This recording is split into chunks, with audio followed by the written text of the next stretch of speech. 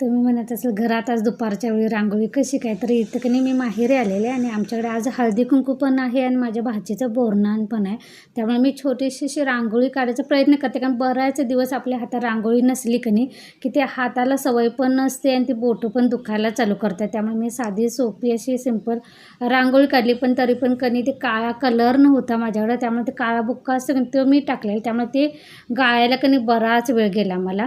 तर माझी रांगोळी कशी वाटली तुम्हाला नक्की सांगा. आणि त्यानंतर कधी जे बोरनानला साहित्य लागते ते काय तुमच्या हौसेनुसार असतं.